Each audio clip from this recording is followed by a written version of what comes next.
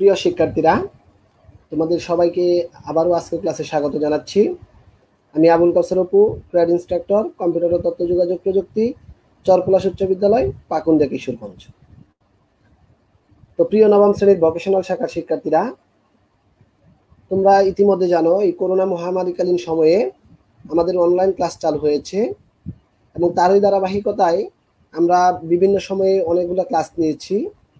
তো আজকে আমরা নবম শ্রেণীর তথ্য যোগাযোগ প্রযুক্তি 1-এর ভোকেশনাল শাখার তথ্য প্রযুক্তি 1-এর আরও একটি ক্লাস নিয়ে উপস্থিত হয়েছি। তো আজকের ক্লাসে তোমাদের প্রথমেই সবাইকে আমি স্বাগত জানিয়ে নিচ্ছি। আজকে আমরা যেটি দেখব সেটি হলো কম্পিউটার ও তথ্য প্রযুক্তি 1-এর প্রিয় শিক্ষার্থীরা, তোমরা কিছু চিত্র দেখে নাও। তোমরা কি বলতে পারো এটা কিসের চিত্র? হ্যাঁ, আমি জানি তোমরা অবশ্যই এটা বলতে পারবে এটা কিসের চিত্র। এটি হলো একটি র্যাম, তাই না বন্ধুরা? এটি হলো একটি র্যামের চিত্র। এবং এগুলা কি বলতো? এবং এটি একটি হার্ড ডিস্ক, এবং তারপর একটা কি বলো?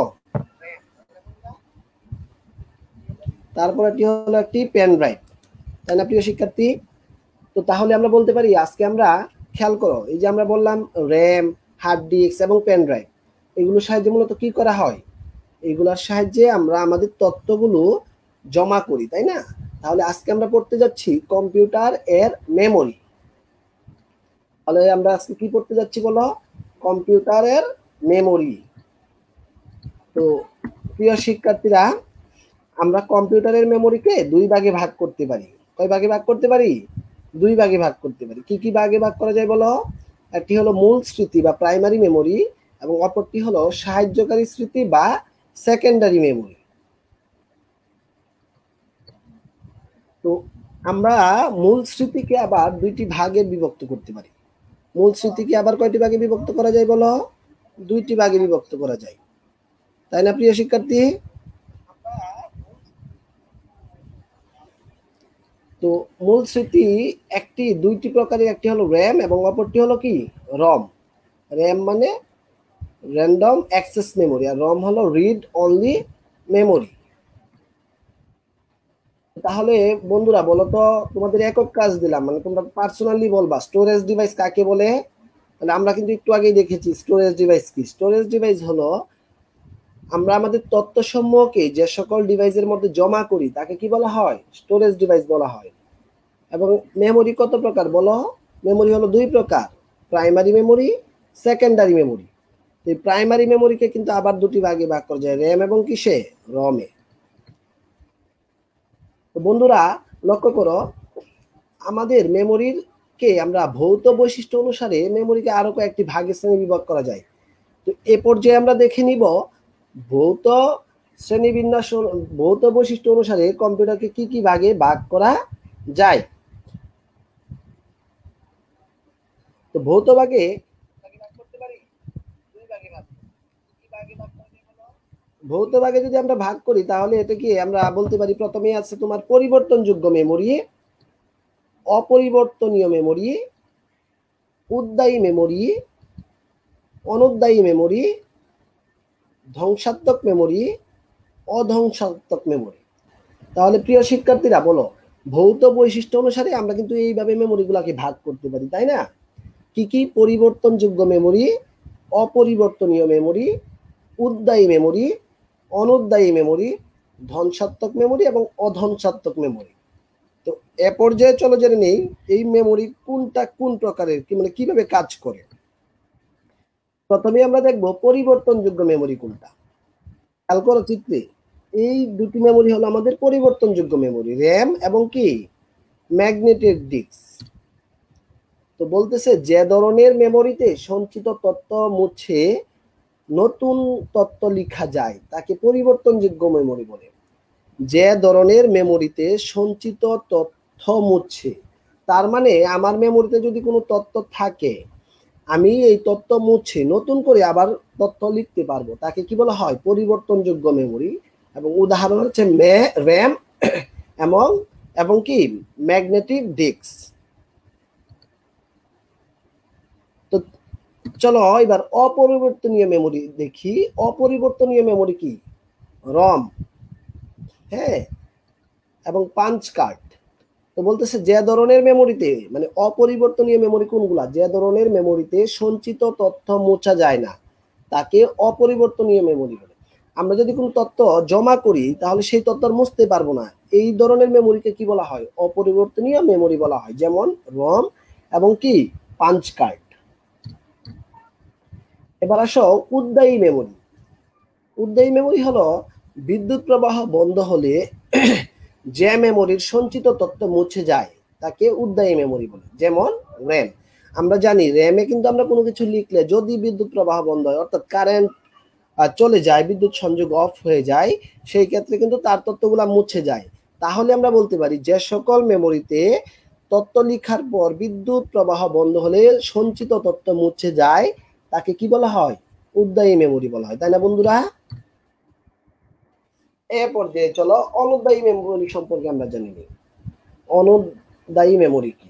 তাহলে যে সকল মেমোরিতে বিদ্যুৎ প্রবাহ বন্ধ হলেও সঞ্চিত তথ্য মুছে যায় না তাকে অনুদ্বায়ী মেমোরি বলে, যেমন রম এবং কি ট্যাপ। প্রিয় বন্ধুরা লক্ষ্য করে মনোযোগ দিয়ে, আমরা কিন্তু প্রত্যেকটা মেমোরির আলাদা আলাদা সংজ্ঞা এবং উদাহরণ সহ দেখতে পাচ্ছি, তাই না? অনুদ্বায়ী মেমোরি হলো তাহলে কি? বিদ্যুৎ প্রবাহ বন্ধ হলে যে মেমোরির সঞ্চিত তথ্য মোছা যায় না তাকে কি বলা হয়? অনুদ্বায়ী মেমোরি বলা হয়।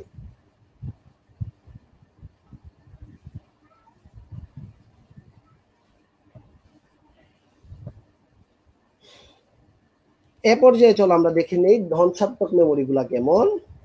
যে মেমোরি পাঠ করার পর পরই এতে সঞ্চিত তথ্য মুছে যায়।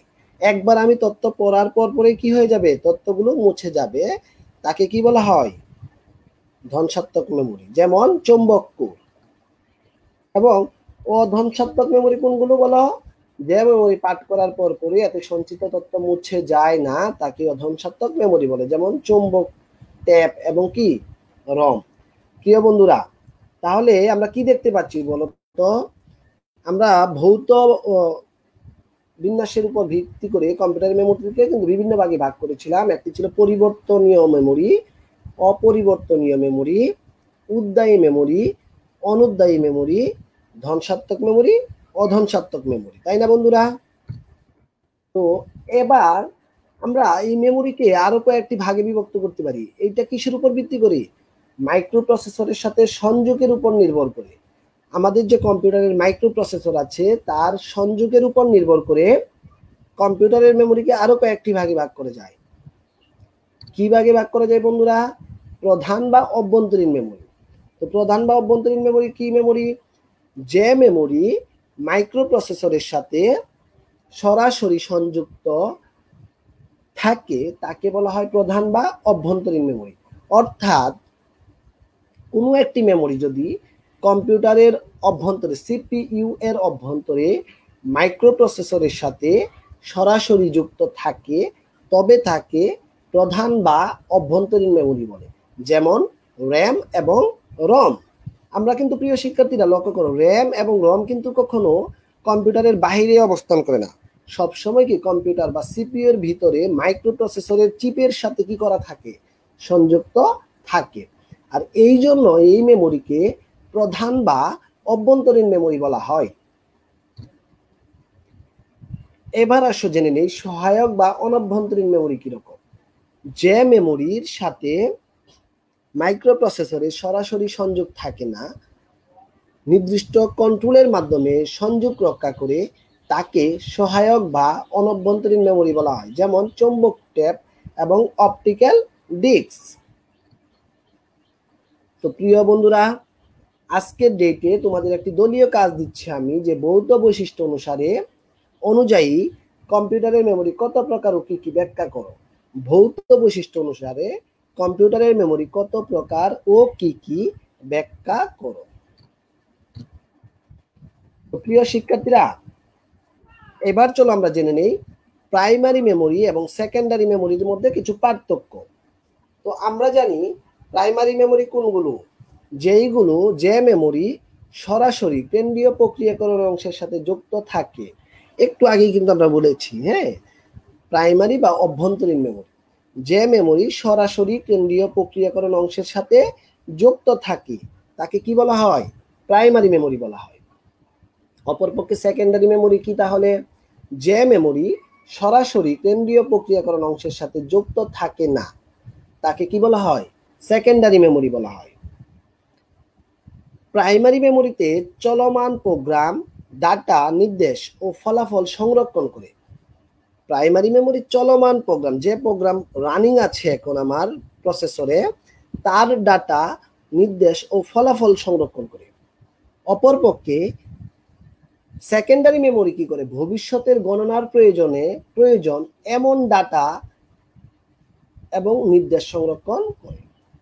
প্রাইমারি মেমোরিতে পঠন ও লিখন দ্রুত করা যায়, আমরা রিড রাইট দ্রুত করতে পারি প্রাইমারি মেমোরিতে। অপরপক্ষে সেকেন্ডারি মেমোরিতে পঠন ও লিখন অপেক্ষাকৃত ধীর গতির। প্রাইমারি মেমোরি আর ক্ষমতা কম, অপরদিকে সেকেন্ডারি মেমোরি আর ধারণ ক্ষমতা বেশি।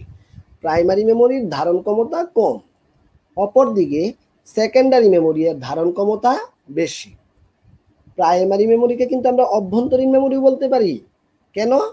আমরা জানি প্রাইমারি মেমোরি মাইক্রো প্রসেসরের অভ্যন্তরে সংযুক্ত থাকে, এই জন্য আমরা প্রাইমারি মেমোরিকে কি বলতে পারি? অভ্যন্তরীণ মেমোরি বলতে পারি। অপরপক্ষে সেকেন্ডারি মেমোরিকে আমরা সহায়ক মেমোরি বা অনভ্যন্তরীণ মেমোরি বলতে পারি। হ্যাঁ, কেন বলতো অনভ্যন্তরীণ মেমোরি বলবো কেন? কারণ এটি কি কম্পিউটারের সিপিইউর মাইক্রো প্রসেসরের সাথে সরাসরি যুক্ত থাকে না, এই জন্য। কিন্তু প্রিয় শিক্ষার্থীরা, এবার আমরা দেখে নিব মেমোরির ক্যালকুলেশনের হিসাব। আমরা জানি মেমোরির ক্ষুদ্রতম এককে কি বলা হয়? বিট বলা হয়। মেমোরি এর ক্ষুদ্রতম এককে কি বলা হয়? বিট বলা হয়। অর্থাৎ বাইনারি সংখ্যা পদ্ধতিতে ব্যবহৃত অঙ্ক 0 এবং 1 কে বিট বলে। আমরা জানি বাইনারি সংখ্যা পদ্ধতি শুধুমাত্র দুইটি সংখ্যা দ্বারা প্রকাশ করা হয়, 1 এবং কি দ্বারা? 0 দ্বারা। এই 1 কে আমরা একটি বিট বলতে পারি এবং 0 কে একটি কি বলতে পারি? বিট বলতে পারি। হ্যাঁ, তো এই একাধিক বিট অর্থাৎ 8টি বিট মিলে হয় একটি বাইট অথবা এক ক্যারেক্টার। যখনই কোথাও 8 বিট অথবা 8টি বিট একত্রিত হবে, সেই ক্ষেত্রে 8 বিটকে আমরা বলতে পারি এক বাইট অথবা এক ক্যারেক্টার। তো চলো দেখে নেই আমরা যে মেমোরিগুলো ইউজ করি, সেটা মোবাইল ফোনের হতে পারে, সেটা আমাদের ল্যাপটপের হতে পারে, আমাদের কম্পিউটারের হতে পারে, এই মোবাইল ফোনের মেমোরি হিসাবগুলো। তো আমরা বলেছিলাম মেমোরির ক্ষুদ্রতম একক হলো বিট, অর্থাৎ একটি অঙ্ক কিন্তু একটি বিট হিসেবে বিবেচিত হয়। অপরদিকে 8 বিট মিলে হয় কি? এক বাইট। যখনই 8টি বিট একত্রিত হবে তখন তাকে আমরা বলবো এক বাইট। এবং 1024 বাইটে হয় 1 কিলোবাইট। আমার যখন 1024 কিলোবাইট একত্রিত হবে তখন তাকে আমরা কি বলবো? 1 কিলোবাইট বা 1 কেবি। আবার 1024 কিলোবাইটে কিন্তু আমার 1 মেগাবাইট মানে 1 এমবি। আবার 1024 মেগাবাইট অর্থাৎ 1024 এমবিতে হয় 1 গিগাবাইট। 1024 গিগাবাইটে হয় 1 টেরাবাইট এবং 1024 টেরাবাইটে 1 হেক্সাবাইট। এইভাবে কিন্তু আমাদের মেমোরিগুলো ক্যালকুলেশন হয়, তাই না বন্ধুরা? তাহলে বলো মেমোরির ক্ষুদ্রতম এককে আমরা কি বলতে পারি? বিট বলতে পারি। আর কয় বিটে 1 বাইট হয় বলো? 8 বিটে কি 1 বাইট। এবং এই যে আমরা বিট বললাম, এটা কিন্তু মেমোরির একক, বিপিএস মানে কি? Bit per second. প্রতি সেকেন্ডে কত বিট ট্রান্সফর্ম হয় তাকেই কি বলা হয়? বিপিএস বা বিট পার সেকেন্ড। তোমাদের বাড়ির কাজ, প্রাইমারি ও সেকেন্ডারি মেমোরির মধ্যে পার্থক্য লিখো। এটা কিন্তু তোমাদের বাড়ি থেকে করবা। হ্যাঁ, বাড়িতে করে বা আজকের ডেটে অবশ্যই প্রাইমারি ও সেকেন্ডারি মেমোরি এর মধ্যে পার্থক্য লিখো। এবং এরই সাথে সাথে তোমাদেরকে কম্পিউটার মেমোরি ক্লাসের উপর আমি এতক্ষণ ক্লাস নিয়েছি কম্পিউটার মেমোরি তথ্য প্রযুক্তি 1-এর তৃতীয় অধ্যায়ের উপরে। তোমাদেরকে পরবর্তী ক্লাস দেখার জন্য আমন্ত্রণ জানিয়ে আজকের মতো আমরা এখানেই শেষ করতে যাচ্ছি। তার আগে কিছু কথা, প্রিয় শিক্ষার্থীরা, এই করোনা মহামারীকালীন সময়ে তোমরা কিন্তু সবাই বাড়িতে আছো। তো এই সময়টাকে তোমরা কিন্তু উপযুক্তভাবে ব্যবহার করতে পারো। কিরকম? আমরা অনলাইন ক্লাস করছি, অনলাইনে ক্লাস করতে পারো, অনলাইনে ক্লাস করবো অবশ্যই। এবং তার পাশাপাশি কিন্তু তোমরা তোমাদের পরিবারের অন্যান্য সদস্য যারা আছে, বয়োবৃদ্ধ, অর্থাৎ আমাদের যাদের দাদা দাদি অথবা আমাদের বাবা মা, তাদেরকে কিন্তু আমরা সাহায্য করতে পারি আমাদের বাড়িতে। হ্যাঁ, এই সামাজিকভাবে আমরা বিভিন্ন সামাজিক কার্যক্রমে অংশগ্রহণ করতে পারি, সচেতনমূলক কার্যক্রমে অংশগ্রহণ করতে পারি, মাদক প্রতিরোধী কার্যক্রমে অংশগ্রহণ করতে পারি। তো আমরা সকলেই যদি সচেতন হই, তবেই কিন্তু আমরা একটি সুন্দর সুশৃঙ্খল দেশ উপহার দিতে পারবো। এই প্রত্যাশা রেখে আজকের মতো এখানেই শেষ করছি। সবাইকে ধন্যবাদ। আসসালামু আলাইকুম।